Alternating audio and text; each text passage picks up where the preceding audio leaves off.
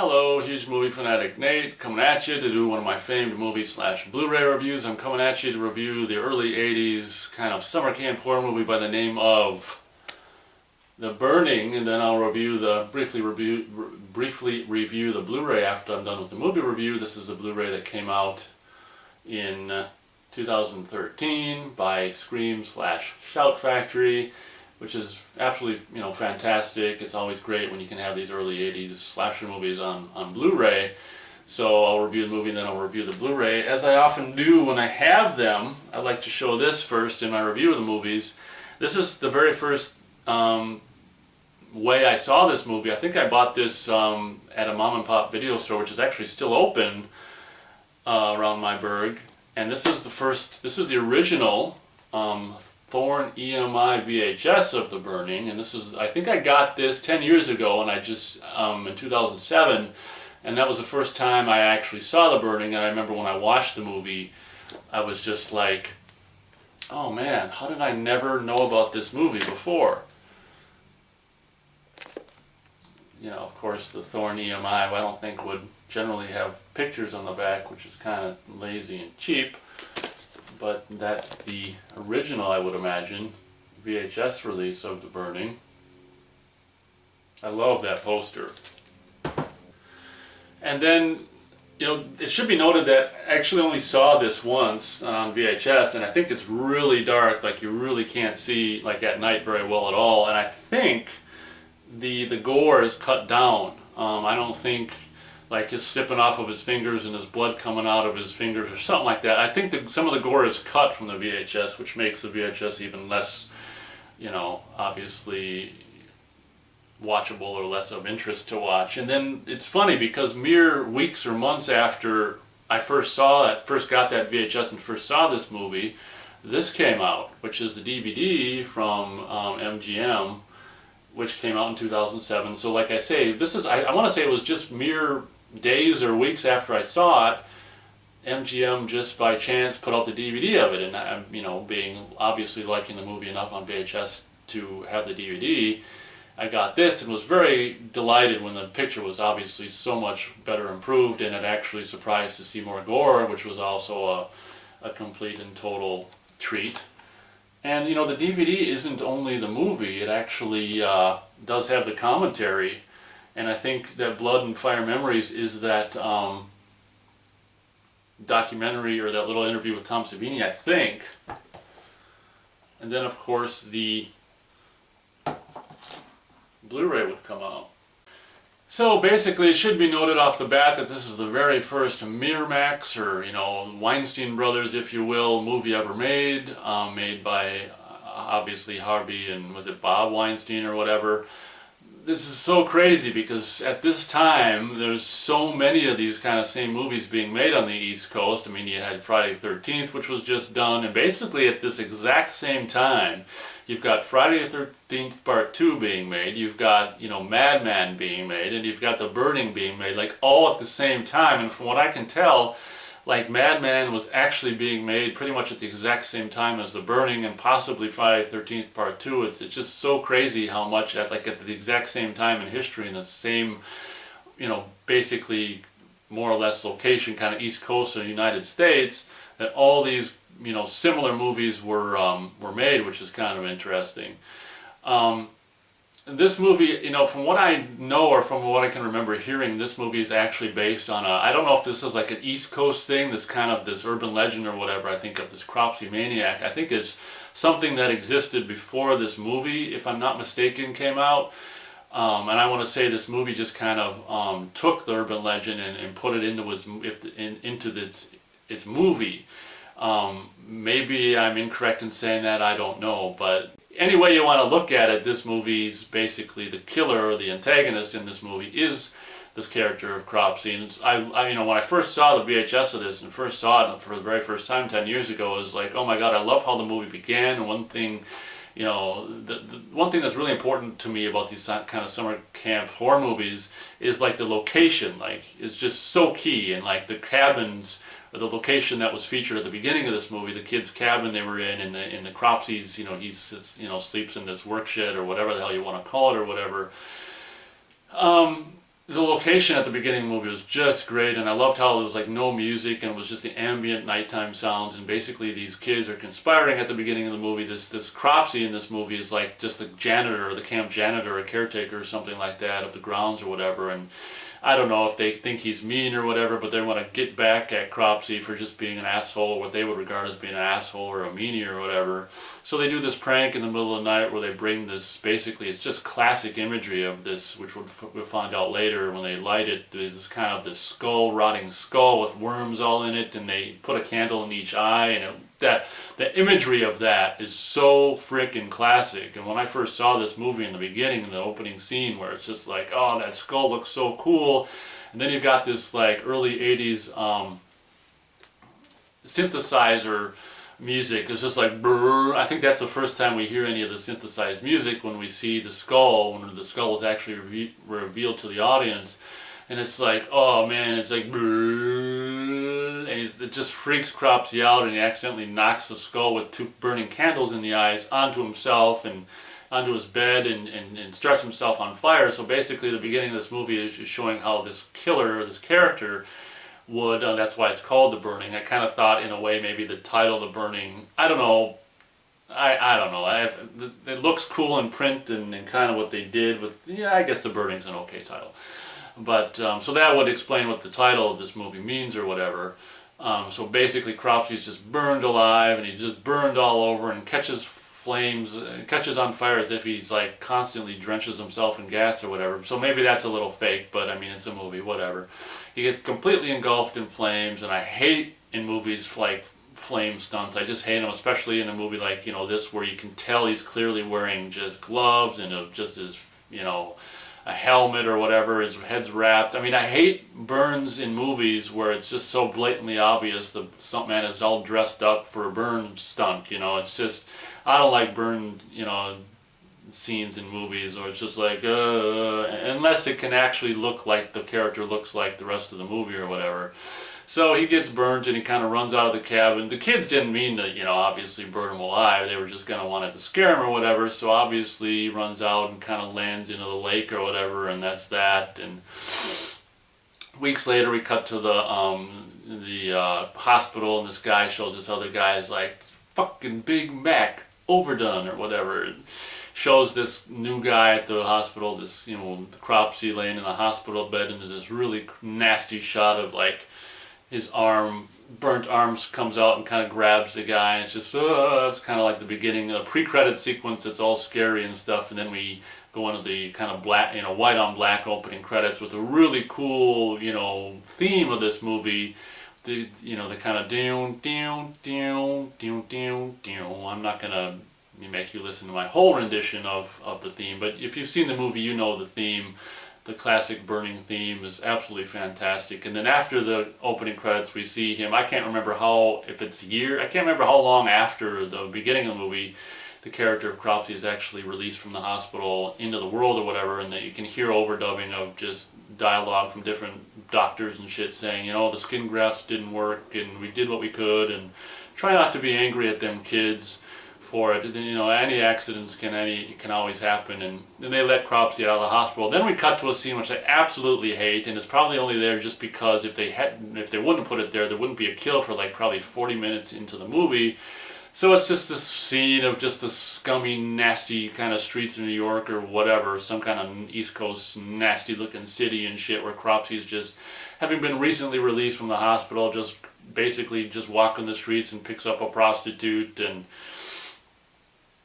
I just hate this whole scene, and actually I just rewatched this movie recently and I skipped right through it because I just hate it, because I don't know, I hate the city in general, and this woman that got to be this prostitute is just so nasty. Like, if it had been a hot woman prostitute, maybe it'd be more of a reason to watch it or whatever, but the woman they got to be a prostitute might have even been a real prostitute, who the hell knows, but she's so convincing as like just a kind of a, you know, not too terribly attractive prostitute or whatever.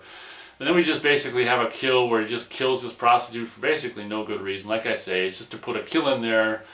And then once that scene's over, we finally cut to kind of like just the camp. It's this different camp now or whatever, and cut to the whole cast of characters, including before all these people were anything. You got Jason Alexander in this movie as a pretty, dominant character. And you've got what the hell's his name? Fisher Stevens in this movie as well, and Before They Were Anything.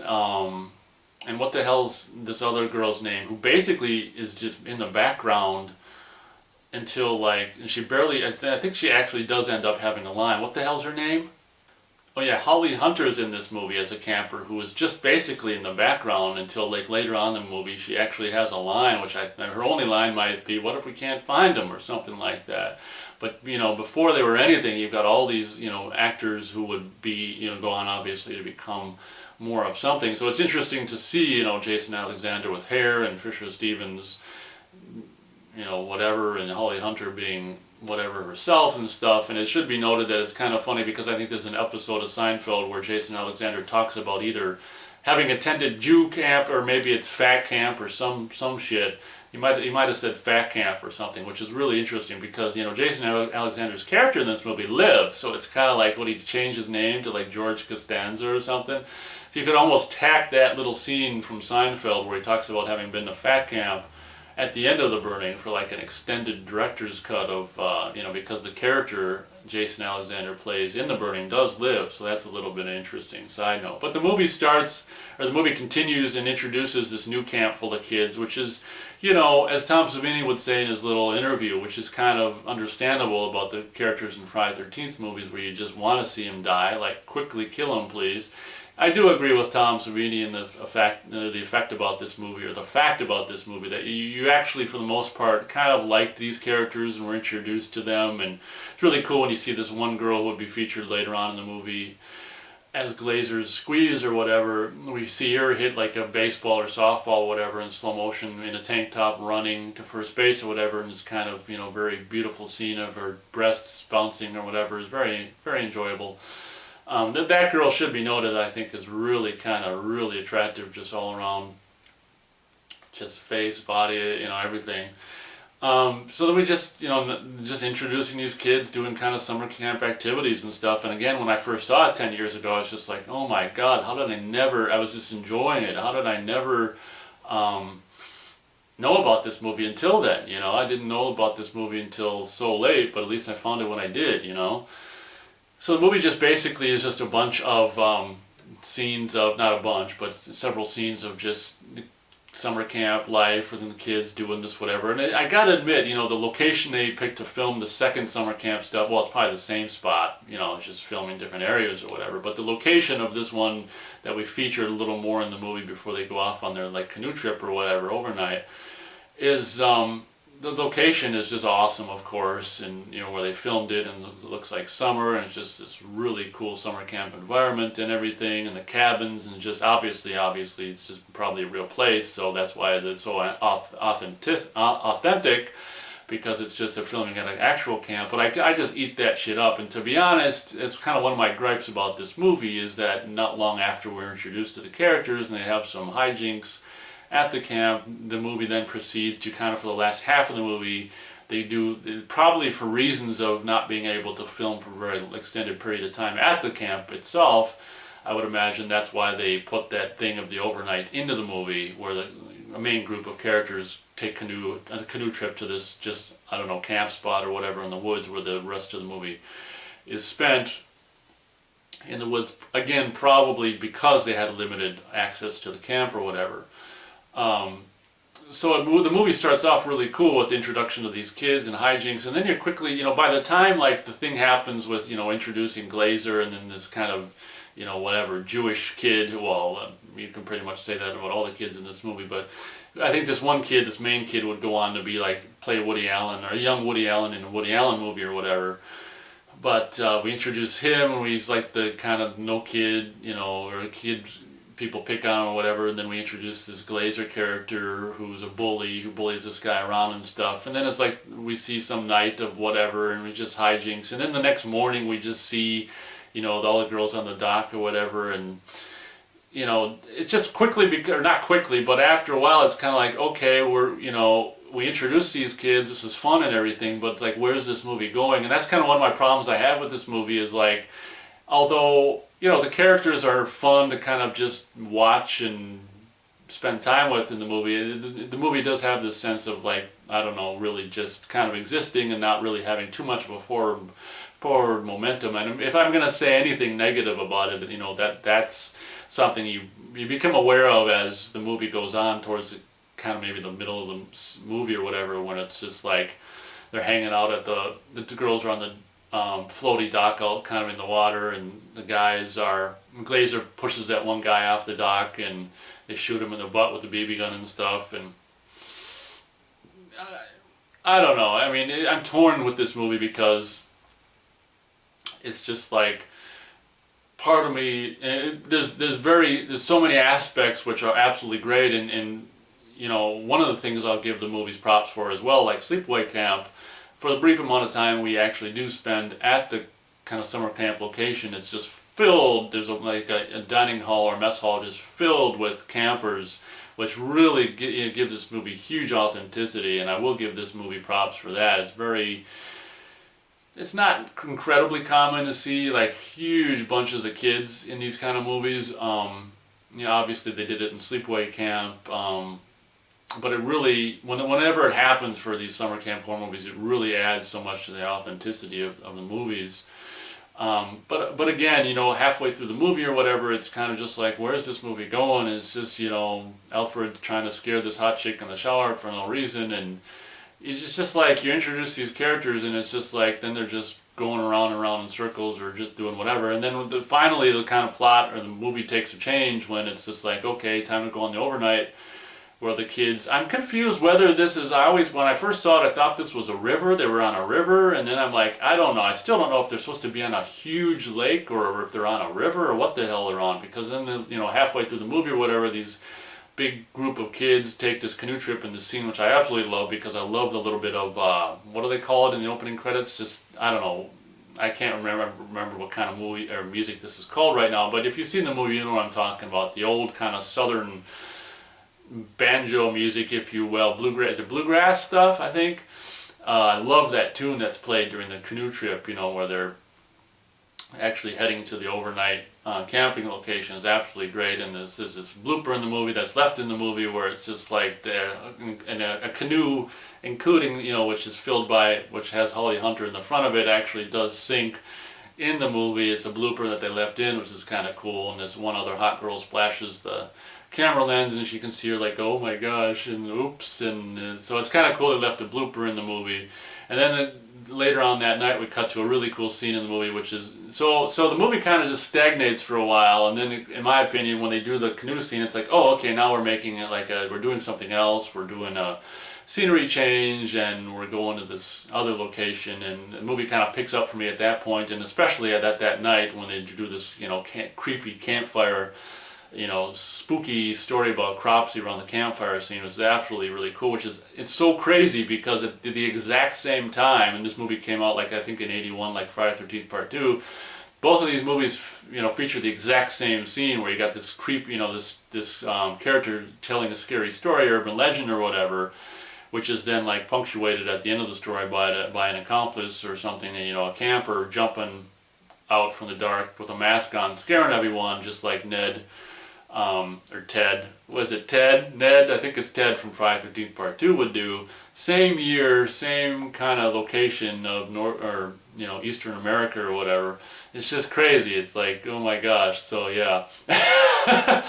So that campfire scene in this movie is really cool. I mean, I eat that crap up. I love campfires and bonfires and myself in life and stuff. And I think it's absolutely essential if you're going to have a movie like this, very much with like Friday the 13th Part 2, to have a scene like that. And I absolutely eat that stuff up, so I love that scene. And then we go on to a scene, having rewatched this recently, it's just like, oh man, because of the movie's, limited budget, I gotta tell you, I hate to be so picky of a movie watcher, but I gotta tell you, I give this movie huge strikes in this movie for so many of these nighttime scenes at the kind of the overnight, camping location in the woods that the rest of the last half of this movie takes place in, all being shot at day for night, which is, you can really do good day for night too, and what I would regard as, especially in the DVD and Blu-ray presentations, might look better in the original VHS, but And these Blu-ray DVD presentations, the day for night scenes in this movie are just laughable. You got nighttime ambient sounds in there, and it's clearly day. I mean, you could make it look a lot better than this, but they didn't. Oh, it's just laughable, and I hate to be, like I say, I hate to be so nitpicky about this shit, but you know, if a scene's supposed to be at night, like I understand how it's easier to just film during the day and, you know, process it or try to make it look like it's at night, but without going on and on about it too much, I'll just leave it at that, that this scene towards the last half of this movie, basically anything that takes place at night is during the day in the woods, and it's just, oh my god, it's just like, and to be honest, a lot of times, sometimes you even wonder, what, you know, is it supposed to, what is this, day or night or what, and it's just like, so, you know, basically there isn't even a kill until, what is it, that night after the campfire. Then we cut to, which is clearly day for night. It doesn't even look like day for night. It looks like day for day. Where this one character is trying to, in this nasty scene where this guy who thinks he's all slick and suave is trying to, you know, go skinny dipping with this chick, and he's almost gets to practically to the point where he's going to rape her. It's really creepy, you know, when she's turning him down. He's like, get the fuck out of my face. He's just like, what's, you know, it hasn't, this, I haven't done this myself, but I can see this, you know, something that is very common between men and women. You know, it's particularly, you know, younger, you know, late teens, early 20s or whatever. I can see this kind of stuff happening a lot, just like, you know, really feel for the, you know, the people or the particularly girl in any situation like this, where this guy is basically trying to seduce her and skinny dipping or whatever, and she's like, you know, resistant, and he just gets all pissed off about it. Because, you know, you guys getting all worked up or whatever, and then he's rejected or whatever. But anyway, so what I'm getting at is like, basically, if it wasn't, you know, if it wasn't for that kind of first killing of the prostitute towards the beginning of the movie, you know, this kill, you know, the first kill of the movie, really, of the campers is probably like 40-something minutes, 47 minutes into the movie or something, which is kind of interesting. And whatever. So you have this main character die. Oh, it should be noted that this Cropsey killer, which is, and you know, some people probably think it's cool. I think I take it more of, or being more of a strike against this movie. Basically, the killer Cropsey character uses the same weapon for the whole movie, which is kind of these garden shears or whatever, in the poster there. And you know, having been more familiar with movies like Friday the 13th, where every kill kind of has a different weapon, that's personally my, you know, I personally like that more because it's kind of, it makes every kill unique in my opinion. So having, it's one of the kind of my gripes, another one of my gripes about this movie, having every single kill be with the same weapon is kind of, you know, not too great in this movie or whatever. Oh, it should be noted, of course, that Tom Savini, having just a year prior done the gore effects for Friday the 13th, would turn down Friday the 13th Part 2 and instead go on to do The Burning, probably just a few miles away from where they're shooting Friday the 13th Part 2 at the exact same time. So, you know, obviously one of the standout things about this movie is the gore effects, which are absolutely fantastic, obviously, which are highlighted by the absolutely, you know, classic and fantastic synthesized, you know, score, if you will, or music of this movie.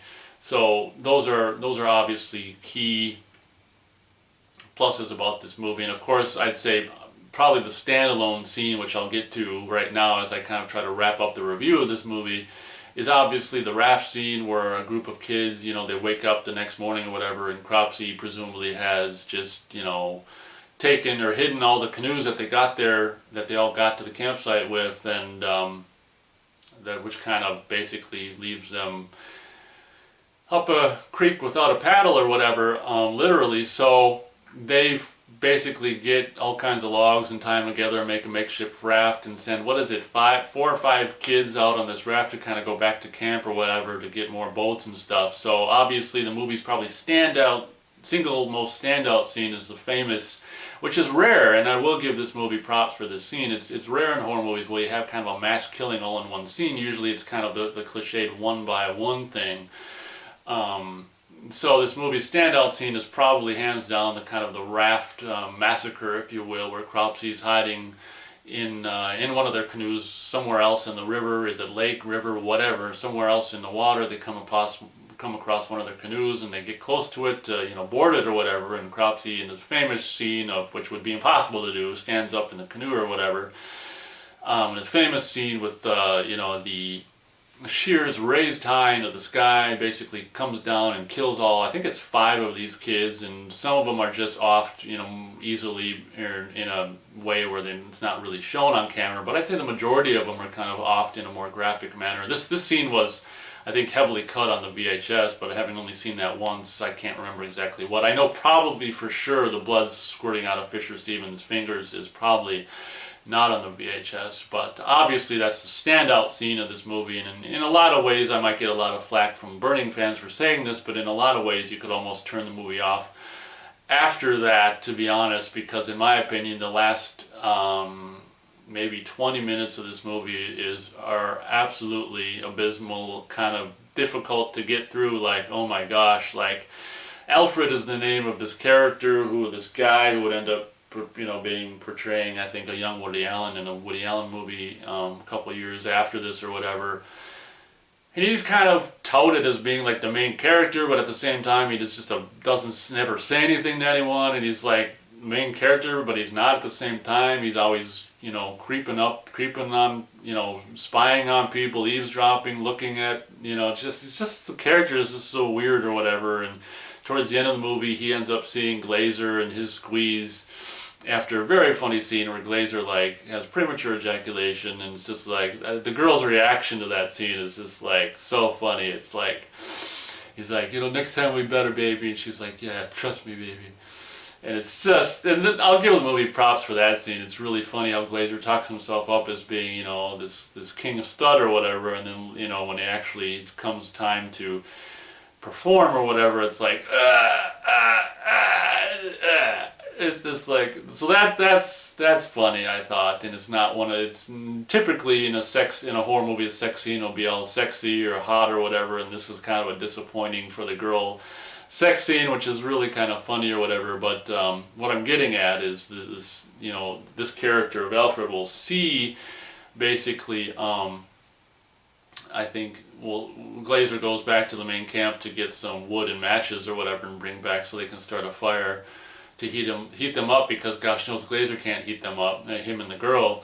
So Alfred follows Glazer back and sees Glazer get killed, and that's like, I think, at the kind of 65-minute point of the movie or whatever. And in my opinion, the rest of the movie is just like, you can turn it off, because, or at least skip to the very end, because it's just basically about Alfred telling the main counselor or whatever about what's going on, and then the rest of the movie they find this, in the actual, where they're actually filming, they found this old just structure of whatever, concrete old structure, and they just filmed in this forever. And the editor, who would interestingly enough go on to direct the second Nightmare on Elm Street movie, the editor did, I don't know, he did the horrible job in my opinion with the last 20 minutes or so of this movie. It's just like, or maybe you can't blame the editor, maybe it's, the Weinsteins or whatever, whose ever decision it is to just milk the end in particular, where they actually get into the kind of whatever you want to call it, the mine or whatever, later and towards the movie and stuff. It's just like they literally put the first half of it, and then Cropsey will appear, and then he'll just disappear, and then they'll put just show the same scene over again. It's ridiculous. They really milk that last part in the mine or whatever, just in a way that you wouldn't believe. And they do this lame thing where they have this character see a body which isn't even there. They just show a freeze shot of this other kill of this other girl earlier on. It's just like, and they try to black out the background to make it look like she's hanging there or something. And it's just, oh my gosh. So anyway, wrapping up the review, The Burning is a difficult one for me. So I think at the end of the day, we'll do 2 stars out of 4 stars for The Burning. You Burning fans are probably swearing at the screen. What the fuck? Are you crazy? No, I'm not. This is just my opinion.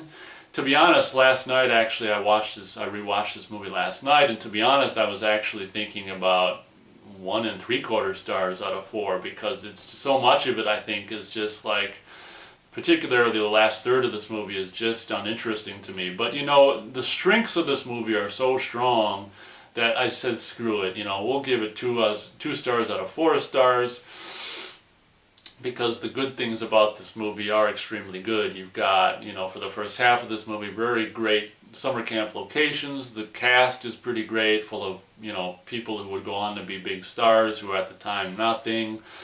Well, there's still probably something to their family and loved ones, but you know what I'm saying.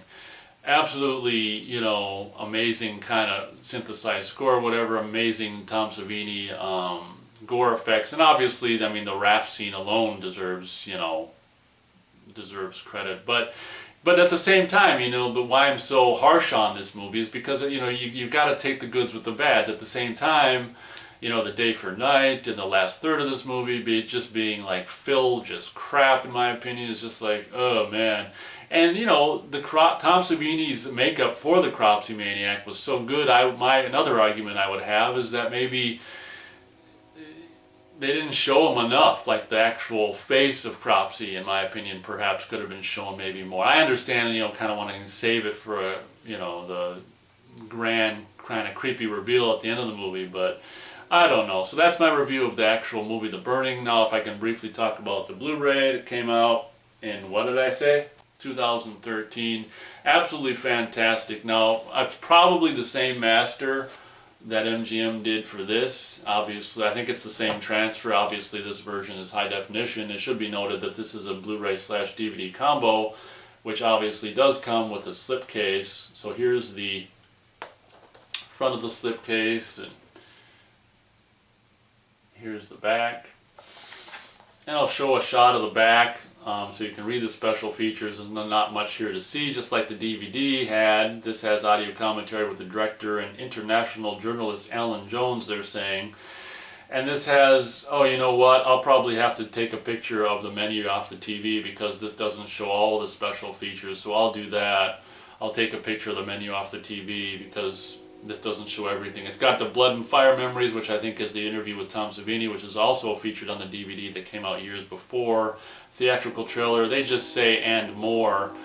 You know, this features an interview with that kind of the female camp counselor that's featured in the movie. She looks still really damn good for, you know, her age or whatever. So there's an interview with her, and I'm not 100% sure what else there is that's exclusive to the Blu-ray. This says plus new Scream Factory extras, interviews, still galleries, and more. So like I said, I'll show a picture of the menu so we can see all the special features included.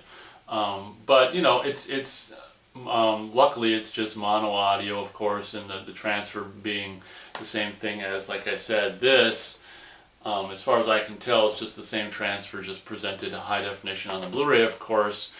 Looks absolutely fantastic. I mean, there's you know, grain is intact, the artifacts, it's not perfect print. It's not in bad shape, but I mean, it definitely can see that it's film. The transfer is absolutely great. Obviously, the best way you could probably experience this movie. In the cover art by this guy who's Nathan Thomas Molina, or whatever the hell his name is, who would go on to do the all three of the newly commissioned cover arts for the Sleepaway Camp movies for Shout Factory.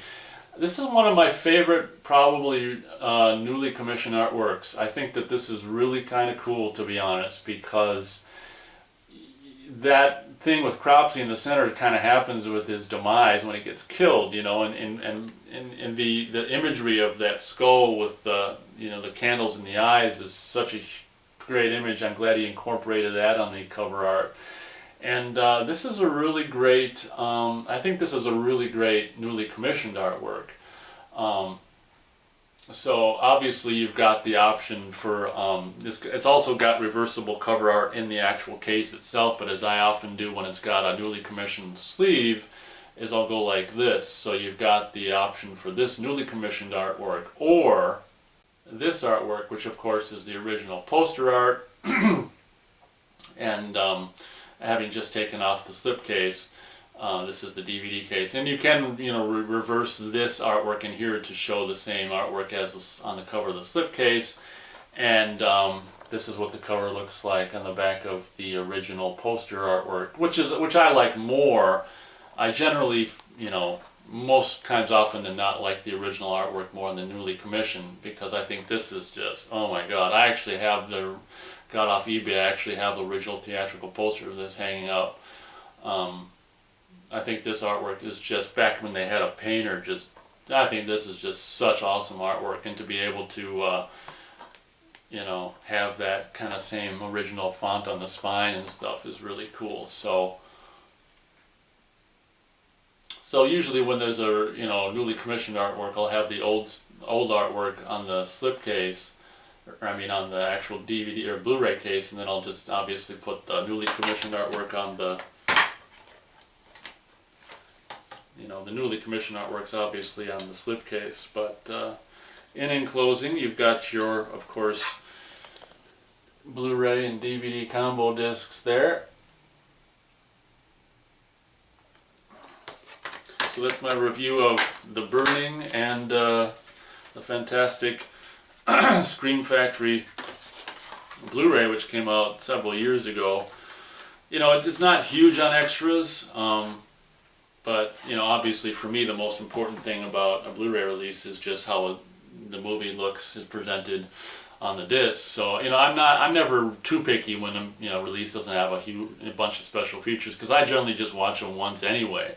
What's important to me is the presentation of the movie on the disc, and I can say, you know, having recently revisited the Blu-ray of The Burning and seen it several times before, that the Blu-ray presentation of this movie is absolutely fantastic. So before I end the review, I wanted to share something else I had gotten off eBay years ago. I had this brief stint where I was buying all kinds of lobby cards and stuff on eBay. And I came across these, which was pretty cool. I'll save the best for last. I'll kind of go from, in my opinion, the least interesting ones to the best. So I got 4 of them here. I got all these. I imagine all these probably came together with one purchase.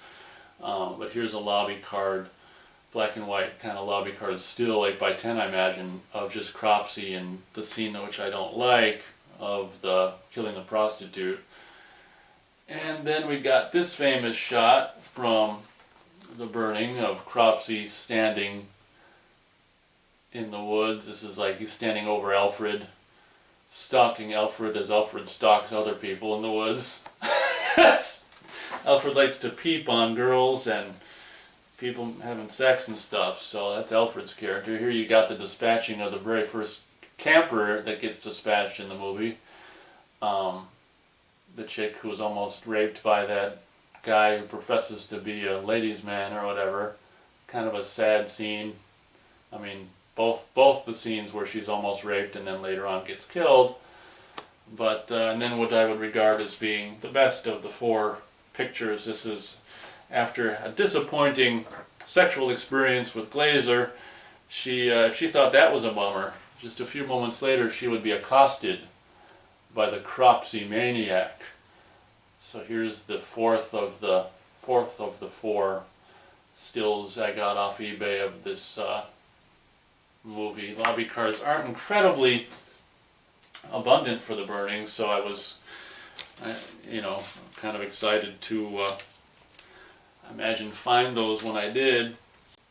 So that's my review of the movie, the Blu-ray, and some I don't know if you call them, I guess you could call them lobby cards. We'll just call them lobby cards. They're more like just photos or whatever, and 4 promotional photos from, original, I would imagine, from 1981, from the Borist collection.